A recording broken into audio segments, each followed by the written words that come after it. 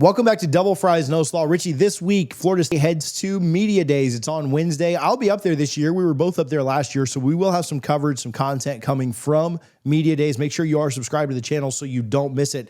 Interesting that the ACC is letting teams take 4 players to Charlotte this year. Usually it's, I remember when it was 2 and a coach, then they upped it to 3 and a coach, now 4 and a coach. Florida State's representatives, Thomas Castellanos, Earl Little, Richie Leonard, Daryl Jackson, 4 transfers. 3 of the transfers have been in the program for multiple years, though, so maybe not a shock there. Richie came in last year, Earl last year, Daryl 2 years ago. Obviously had to sit out the 1 year, got to play last year, and this will be his money year. Any of the attendees surprise you at all? I mean, when you're coming off a 2-win season, I don't think anything would be a surprise. Obviously, Tommy was going to be there. You always take your starting quarterback. I think Daryl Jackson, he's kind of, he had his ups and downs, both when he was coming here, then maybe he wasn't, and then he came here. But he's been phenomenal for Florida State. He really has. Earl Little does not surprise me too much. I trust that Pat Surtain was one of the ones who made that decision or suggested it to Mike Norvell. So I think, I would trust his judgment there. And then Richie Leonard, it's nice to send one of the players from a position that just doesn't get a lot of glory, so to speak, an offensive lineman going up to Charlotte. It's a really cool experience for the players. I remember the first ACC Media Days I attended was actually in Greensboro back in 2007. It was Christian Ponder and Dakota Watson. And, they were phenomenal representatives of Florida State University. And I think Mike, just knowing him, very casually and knowing how he operates, he's not going to send somebody who he did not feel would be a great representative of the university. So I have no problem with the 4 they chose. I think 4 is a bit excessive because if you're doing 3 teams a day, you got 12 players around, and you got to think. I feel bad for these writers for like the Charlotte newspapers who are trying to cover the entire thing, and they maybe only have 1 or 2 people there. At least for you and both of us last year, we only have 1 team that we're really focused on. I guess you kind of have an interest in the entire league this year with your new project going on. But yeah, I have no problem with the players that were picked, and I think they will all represent Florida State very well. I'll get right back to chatting with Richie, but we do have tailgate tickets finally on sale. Go to Eventbrite, search for Double Fries No Slaw. The link will be in the description as well. All you can eat, Guthrie's, all you can drink. We will have shade. We're right outside the stadium, most likely in lot 5 again, which is paved. We have a great time. We will have a great time. We've done it for years, but make sure that you come out and hang out with us for the FSU Alabama game. Any questions, you can shoot me a message on social media or email me, tj@doublefriesnoslaw.com. We'd be more than happy to answer anything we can. If you have a large group or anything like that coming, open to anybody. Florida State fans, Alabama fans. If you're just a college football fan and you're in town, make sure you come hang out with us. We'll have TVs. Make sure you see some of the other action that's going on that day. Come hang out with us. Get your tickets to the tailgate now. I hope they give you more time. So for those, and if you follow the channel for any length of time, you've probably seen some of the short interviews we've done and stuff. But what they do is when you see them on TV, they are, that gets broadcast everywhere. After Florida State leaves the podium, so, Mike and the 4 players will leave the podium. They go to the room right next to it, and it's kind of like a breakout session where you can talk a little bit more intimately. There's usually only, around Mike, there's a ton of people. Around Thomas, there'll be a ton of people. Richie, Daryl, and Earl, nothing against them. There will be a smaller crowd. There will be times when you can just walk right up to them and you can ask them 7 or 8 questions in a row. Probably wouldn't get that, around Mike Norvell. There's going to be quite a few people that will continue to drill him with questions and stuff. But I hope they give you more time in those breakout rooms. As they keep adding more people, they need to give more time. But Richie doesn't, or Daryl Jackson doesn't surprise me at all. Richie Leonard, kind of hit or miss. I do expect him to have a good year this year. Hopefully he can stay healthy unlike last year. I think Earl's a good one just because we were expecting a lot out of him last year and got very little, no pun intended. But I do think that this year, that could be a good sign for him, right? Like, not that you can't go there and disappoint. Pat Payton went last year, but I do think that him going is probably a good sign that he is kind of making the right strides and that the staff has some confidence in him. On Castellanos specifically, he has been no stranger to the media already, no stranger to the limelight of getting his name out there and making comments. What is your over-under on how many things he says that go viral at Media Day? Because I'm sure they've told him, like, dog, you gotta reel it in a little bit. Or maybe they haven't. Maybe they said, dude, who cares, man? If the ship goes down, we go down with it. But how many things does he say that either get taken out of context, or does he double down on some of the earlier comments? Like, how many things does he say that kind of go semi-viral? Yeah, well, I saw, he already commented on his previous comment about Alabama not having Saban. And I wonder if he kind of fired up his team a little bit. He made a comment, something along the lines of, those boys went 2-10 last year. I'm just trying to, give them something. I'm sure he's been coached up by the sports info department, by Mike Norvell.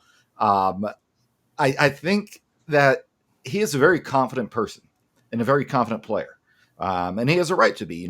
He's had a solid college career. No one's going to put him in the preseason Heisman race or anything like that. But, I think he has a reason to be confident. And I think he will give a lot of very confident answers. And given the Saban comment, what was it, last month, I do think there will be some reporters who have bad intentions on trying to get just a soundbite or one little clip or one little quote they can put in their paper, or they can put the video on Twitter. So I think he needs to be careful. But if I were him, I would just say, F it. I don't care. I'm just going to go out there and be brutally honest and say, listen, I know what this team was last year. I played against them last year. But you know what? I'm very confident in the ability of my brothers that are going to be lining up with me. And don't hold back. This is most likely his last year in college football. There's a chance he could come back for one more year. But, just have that confidence. And if I'm Mike Norvell, I'm almost embracing that. If you out there and say timid, like, oh, it's like the Ben Roethlisberger meme video where he's like, we don't have a chance. Let's just go have fun. Like, nobody wants to hear that. And fire up the fan base a little bit. Get them excited. I know the Alabama game is already sold out, but I think they definitely will take some quotes out of context to try and make it look bad. So, meaning the national media, just piggybacking off of that Saban comment he made. But I'm all for it. Go be yourself. Like, that's what I hate about interviews. And I've interviewed plenty of coaches and athletes in my time. It's just so it's almost like a job interview. You're just so politically correct. No, man, go be yourself. Yeah, no, I mean, I might be one of the ones that tries to ask him something crazy, because why not? I'm the same way. Like, I don't think you want to say anything like super disrespectful or like immoral or anything. But I mean, nothing that gets the big thing, and this is kind of was some of my thoughts on the whole Saban thing that he said. Nothing that gets said on Tuesday, Wednesday, or Thursday in Charlotte is going to matter. Like, nothing that gets said is going to impact any game that happens. By Castellanos, by Carson Beck, by Cade Klubnik, by Norvell, by Dabo, by Mario, by Lashley, by any of these guys. Nothing that gets said from Tuesday to Thursday will make a huge deal. I'm going, right? Like, I know that you could make it this year. This is my third or fourth time. I'm going.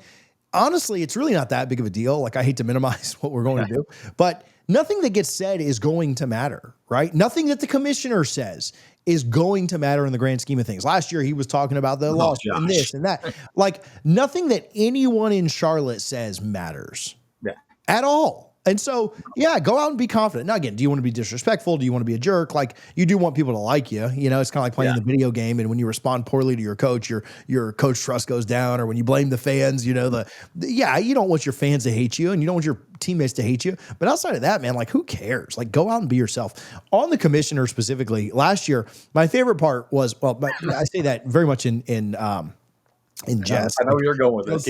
He talked about how great the conference was. He was being sued at that moment by his biggest brands within the conference.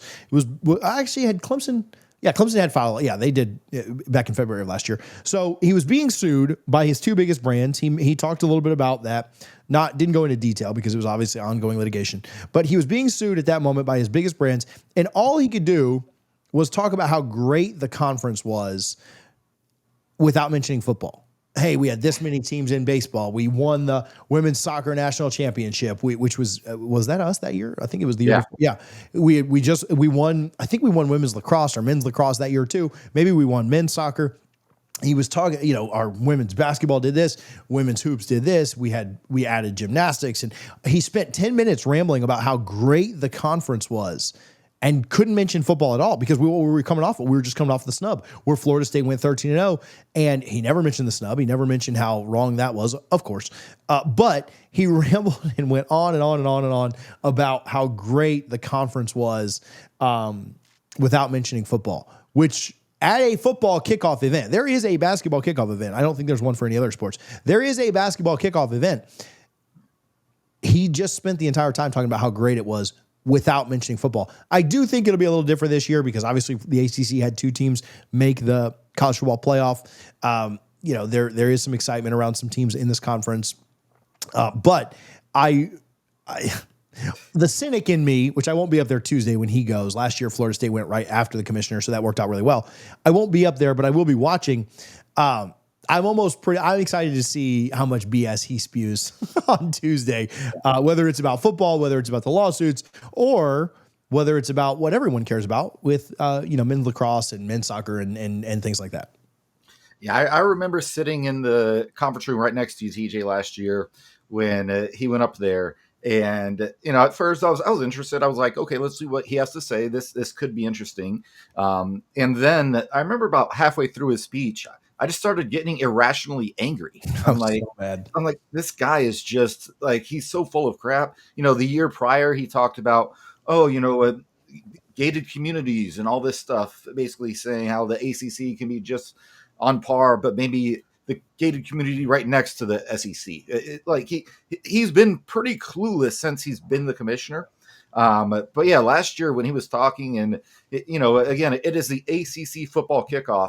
He should only be talking about football. I get if he wants to spend maybe 5 minutes to highlight the successes of the other sports that don't get as much attention.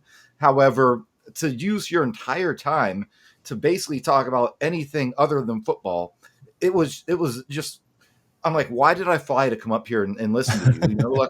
Luckily I got to, talk to, the players that Florida State had there. I got to talk to a couple other coaches and players as well. But yeah, it was just so frustrating listening to him because it's almost like when more than somebody else knows about a certain topic and they're talking to you and trying to explain things to you. And you're like, that's not right. That's not right. That's not right. And that's what it felt like. It was a very frustrating experience listening to him. Overall, I love the ACC media days. They do a great job. I hate that it's in the middle of the week, but I understand why it is. But they do a lot of events, and it's really, really cool for the players. So, I think it definitely has its purpose. But yeah, his speech was not anywhere close to the top of the list. People were asking him, like, how are you going to make up the revenue? How are you going to, how are you going to get closer to the SEC? Which, to his credit, there is no answer. There is no fix. Like, you could have Elon Musk there, and he could not figure out a way to get the ACC to be more profitable than the SEC. So, I'm not blaming him for this. But his answer was, man, we were so good in the classroom, and we were so good on the lacrosse field, and both our men's and women's soccer, which I'm not belittling. We've had Coach Penske on. I'm not belittling them at all. But our men's and women's soccer, man, it wasn't that impressive. And we've done this and that and rowing and everything else. So anyway, hilarious to see how he'll do that this week. Make sure that you are subscribed to the channel. We'll have a bunch of content from ACC Media Days, mostly just the FSU stuff. I actually have to take off pretty quick after the FSU stuff. I don't even know who goes right after us, but maybe I'll stick around for that very next team. It's not anybody great. Like it's not Miami. It's not Clemson. So after that, I stopped caring, for most of the day. FMU probably, yeah, but I'll stick around a little bit for that. If it's an FSU opponent, if it's not, then I don't really care. But Belichick will be fun up there. Belichick will be fun to listen to. True. I mean, to be honest with you, I know we don't like him, but I don't care about this player particularly. I know we don't like Miami. I'm interested to hear from Carson Beck. I think that's interesting. Yeah. I'm interested. Dabo's always fun at these things. I like Brent Key a lot. I like Rhett Lashley. There's a lot of interesting kind of angles out of the ACC stuff. But are you going to be there for Miami? No, I think they're on the last day. Or they're either on the first or last day. They're on the same day. I was going to say, you definitely have to ask him about his girlfriend. Oh gosh, the ACC. The one thing they do is smart because there's only so many good teams in this conference. They always put Florida State, Clemson, and Miami on different days. Yeah. So that if you're just they don't stack a day where it's got Florida State, Miami, Clemson, because then everybody would come for that day and then leave. Right. So they stack those three against 3 different days, which again, to their credit, is the way to do it. That is smart if you want people to stick around all week. So, and it does give shine to the Syracuse's and Boston colleges and stuff like that if you have to stick around the whole time. So I understand why they do it. Same reason that, the SEC didn't put Alabama, LSU, Texas, and Georgia all on the same day. Correct. Because nobody would stick around for the rest of it. So, but make sure you are subscribed so you don't miss any of that. We will certainly have some laughs and hopefully bring you some good stuff from some of our guys, some outside the box stuff. So appreciate you guys for tuning in. As always, go Noles.